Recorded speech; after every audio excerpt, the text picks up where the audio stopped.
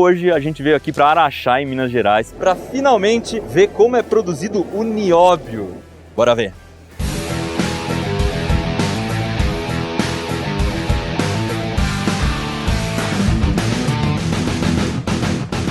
Vou começar logo quebrando o primeiro mito, que o nióbio é raro. Hoje que a gente conhece, existem mais ou menos 85 depósitos de nióbio no mundo, em vários países, só que a maioria deles ainda não é explorado comercialmente. Aqui em Araxá, onde a gente está agora, é a maior planta em operação do mundo.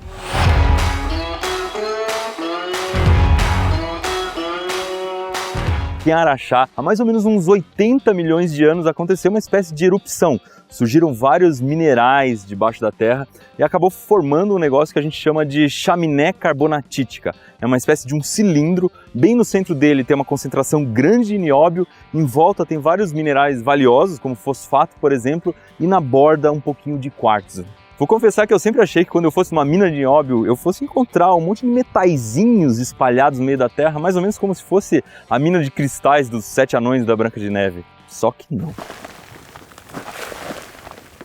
O nióbio tá aqui sim, só que ele tá ligado ao oxigênio. E o óxido de nióbio tá dentro de um minério que se chama pirocloro. E o pirocloro tá rodeado de outros minérios, como por exemplo magnetita, barita e fosfato. No fim das contas, só 2,5% do minério que tá na minha mão é óxido de nióbio.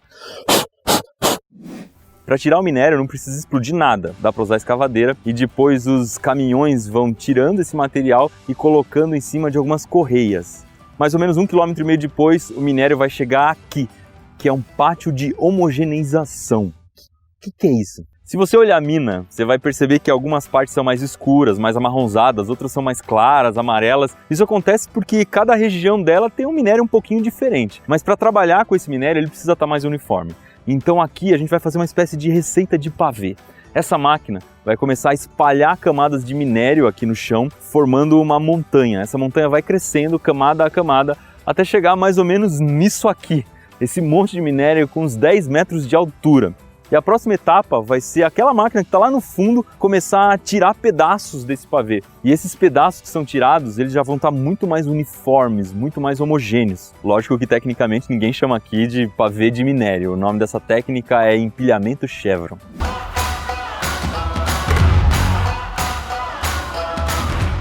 A primeira fábrica do complexo aqui de Araxá é uma usina de concentração. Hoje ela está em manutenção, não está funcionando, mas a gente vai entender direitinho como funciona. Primeiro, o minério vai ser misturado com água para ficar mais fácil de trabalhar, vai formar uma espécie de uma sopa de minério. Depois, ele tem que ser moído, mas moído, tem que ser muito moído em vários moinhos diferentes para conseguir tirar o pirocloro de lá de dentro daquela terra que a gente viu. Tá parado tem uma vantagem, a gente vai conseguir ver o moinho por dentro. Cara do céu, olha só que legal, a gente consegue ver o minério junto com as bolas de aço que giram no moinho. Quando tudo isso aqui está girando, essas bolas ficam se batendo no minério e o minério vai ficando cada vez mais fininho, vai virando um pó. É muito legal a gente conseguir ver parado, porque é muito raro. Depois de algum tempo funcionando, as bolas de aço elas vão se desgastando e se transformando nisso aqui. Olha só o tamanho da bola antes de desgastar.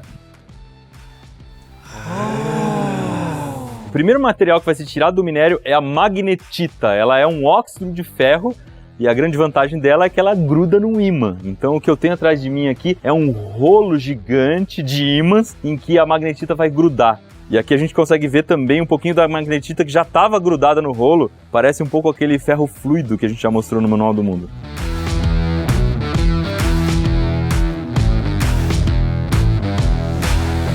O último processo aqui da usina é a coluna de flotação. Aqui eles vão misturar uma substância química com minério que é hidrofóbica, ou seja, ela não quer se ligar à água, mas ao mesmo tempo ela quer se ligar ao pirocloro, que é o que interessa pra gente. Então depois que tudo está muito bem misturado, é injetado o ar lá por baixo e esse ar ele vai se ligar ao pirocloro que está junto dessa substância. Então começam a subir bolhas que são muito ricas em pirocloro. No final a gente vai ter aqui em cima uma espuma de pirocloro praticamente e o material que eles não querem, o rejeito, fica lá embaixo.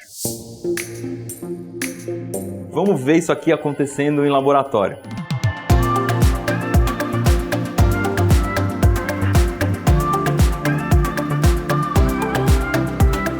Nessa espuma aqui, que dá vontade de comer, porque parece a espuma que fica em cima do café, já tem mais de 50% de pirocloro. Não tem cheiro de café, não. Aqui a gente tem um resumo dos materiais que são processados na usina. Primeiro entra o minério, ele tá grosso aqui no começo, mas depois ele vai ser moído até virar um pó bem fininho. E aí primeiro a gente extraiu a magnetita, depois na torre de flotação a barita e o que sobrou é um concentrado flutuado de pirocloro.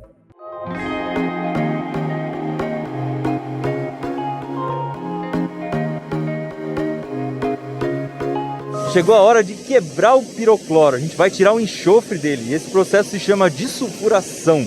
Então aqui vai chegar uma espécie de lama já mais purificada que vai ser misturada com coque, que é um carbono derivado do petróleo, e também com bentonita, que é uma espécie de um pó que vai dar a liga. Esses pratos aqui servem para formar uns pelotinhos que parecem uma ração de cachorro.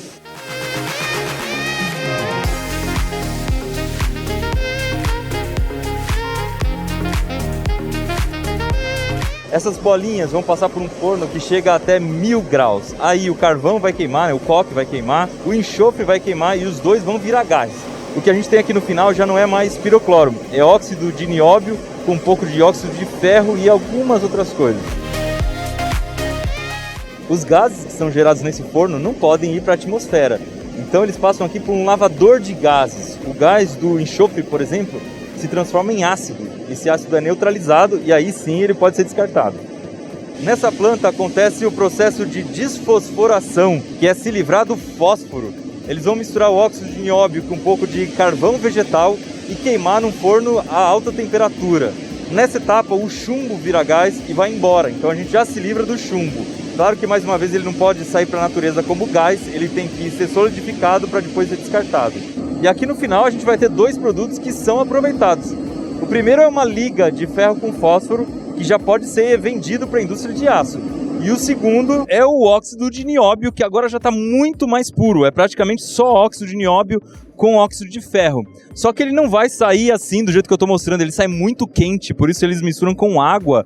E aí depois ele tem que decantar e tudo mais, e só no final a gente vai ter esse pozinho de óxido de nióbio. A partir daqui, o óxido de nióbio pode tomar dois caminhos diferentes. O primeiro é ser vendido como óxido de nióbio mesmo, só que aí ele vai ser purificado e vai ficar branquinho assim, parecendo um talco.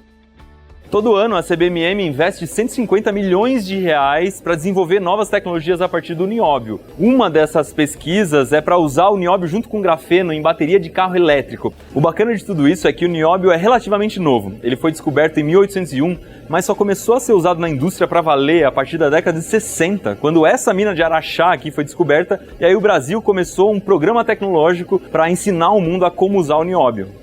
Além das baterias de carro, o óxido de nióbio também pode ser usado em computadores de alta performance e para fabricar lentes e vidros especiais. O outro caminho que o nióbio toma aqui em Araxá para ser vendido, ele tem que vir aqui para essa metalurgia. E aqui tem que ser tirado o oxigênio, porque até agora a gente só tem óxido de nióbio. E como é que se faz isso?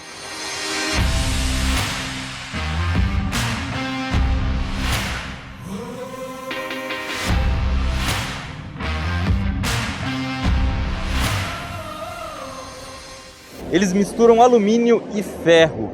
No momento em que isso esquenta, o alumínio vai pegar o oxigênio que está no nióbio e o ferro também. Aqui atrás de mim a gente consegue ver praticamente uma cachoeira de ferro nióbio. Esse metal está saindo a uma temperatura altíssima, ainda líquido, incandescente, por isso que a gente vê tanta luz assim. E eu estou num lugar protegido, é uma espécie de um mirante, em que a gente consegue ver bem de perto porque tem uma parede de proteção. Ainda assim eu consigo sentir bastante o calor. Esses ventiladores e um sprayzinho de água servem para resfriar o metal. Ele ainda vai sair daqui de um tamanho gigantesco e precisa ser quebrado e só depois vai ser embalado. E finalmente aqui a gente vai ter o principal produto da CBMM em Araxá, o ferronióbio. É bem comum quando a gente vê nióbio encontrar essas cores bonitas, uma espécie de furta-cor. Isso acontece porque quando o metal sai do forno, ele reage um pouquinho com o oxigênio e com o nitrogênio que tem no ar. E dependendo do elemento com o qual o nióbio reage, pode formar uma cor mais azul ou mais amarela. Mas eu falei, mostrei um monte de coisa e até agora eu não expliquei para que serve, afinal de contas, o nióbio. Ele funciona como se fosse um tempero especial no aço. A liga de nióbio com aço deixa o aço mais maleável, ou seja, mais fácil de trabalhar e mais resistente. Então fica ótimo para fazer tubos, para fazer pontes, para fazer torres, qualquer coisa em que o aço precisa ser leve e forte ao mesmo tempo. No chassi de carro, por exemplo, a gente precisa de uma estrutura muito parruda e ao mesmo tempo que seja leve para não gastar muito combustível. A aplicação mais recente é em aparelhos eletrônicos, como carregadores wireless, por exemplo. Mas se a liga for muito pura, ela pode ser usada em peças que exigem muita performance, como por exemplo, turbinas de avião, usinas termoelétricas ou equipamentos de perfuração de petróleo. E o mais legal, para cada tonelada de aço, a gente precisa só de 200 gramas de nióbio, é praticamente uma pitadinha. Mas calma, não vai embora não, porque aqui em Araxá eles ainda fazem o nióbio puro. Ele é usado como supercondutor em máquinas de altíssima tecnologia, como por exemplo ressonância magnética ou até em aceleradores de partículas. Sim, isso aqui é um túnel de um acelerador de partículas. Para extrair o nióbio puro, eles vão usar aquele pozinho branco, o óxido de nióbio, e fazer uma liga com alumínio. Isso aqui, então, é nióbio com alumínio, 95% nióbio, 5% alumínio. Para purificar o material, eles usam aqui esse forno a vácuo a altíssima temperatura. É importante ser a vácuo porque o nióbio, quando derrete, não pode ter contato mais com oxigênio, senão ele vai virar óxido de nióbio de novo. E esse forno funciona de um jeito muito louco. A liga de nióbio com alumínio vai chegar por esse caminho e ali atrás a gente tem um canhão de elétrons. É como se isso aqui fosse o interior de uma TV de tubo, vácuo com um canhão de elétrons. Ele vai jogar um feixe de elétrons aqui na liga de nióbio com alumínio que vai começar a derreter. O detalhe é que a temperatura ali vai chegar a mais de 2000 graus Celsius. E nessa temperatura, praticamente tudo vira gás. O alumínio, o ferro, qualquer outra coisa que tiver ali, menos o nióbio, que derrete e começa a formar uma pocinha de nióbio muito puro aqui. Um outro canhão de elétrons vai manter essa pocinha líquida e o fundo dela vai descendo, de forma que no final do processo a gente tem um tarugo de nióbio de mais de 1 tonelada, extremamente puro. Aqui tem um corte que foi feito nesse tarugo, que parece uma bolachinha de nióbio, e o bacana é que a gente consegue enxergar os grãos que existem dentro do metal. E para terminar, é só embalar e mandar para o cliente. Ou melhor, para mais de 400 clientes em mais de 40 países diferentes. Haja nióbio.